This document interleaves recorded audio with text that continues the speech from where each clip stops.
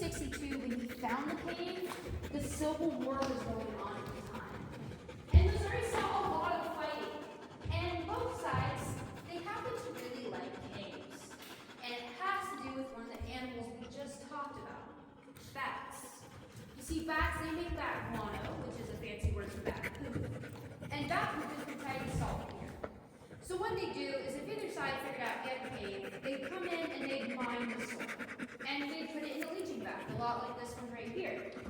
Saltpeter acts a lot like sugar. It will just dissolve in water. So they basically washed water through the soil and waited for it to come out the other end. Now you have a nice little muddy slurry of dissolved saltpeter and water. Now all they had to do was get rid of the water, and they would do that by pouring it over fire and boiling that water away.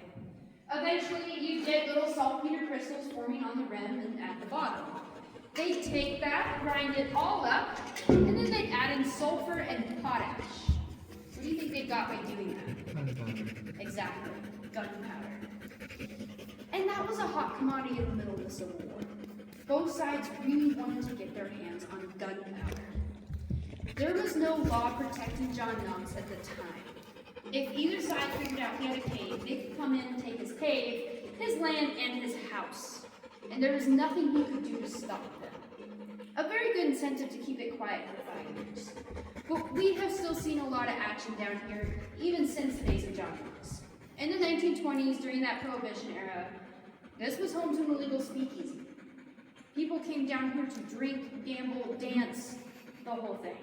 This was the place to be any old Saturday night. Unfortunately, one day, someone had a little bit too much fun. A local bootlegger shot his brother-in-law on the property in a heated argument. Unfortunately, that does not go over too well, and they shut down the speakeasy after he did that. We saw more action in the 1960s, though. We actually had a radio show down here. That's how we got the stage that I'm on right now, and if you all look up, the stage lights, which are still left behind from those radio show days. Right along here. That show was called Farmerama, and they had country music stars like Buck Owens, Ray Price, Captain Frizzle, and the Presley Country Jubilee. That last one actually got their start down here.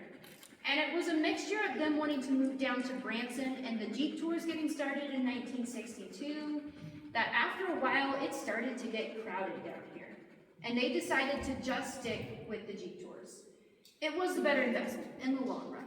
But thanks to them, we have the stage, which we still use for our tours, and those stage lights, which are just fun to show off. Did you have a question earlier? Okay. Well, are there any questions before we move on? All right. Well, in our next stop, we're going to learn more about how this cave has changed, but this time without the help of people, because we do tend to do a lot.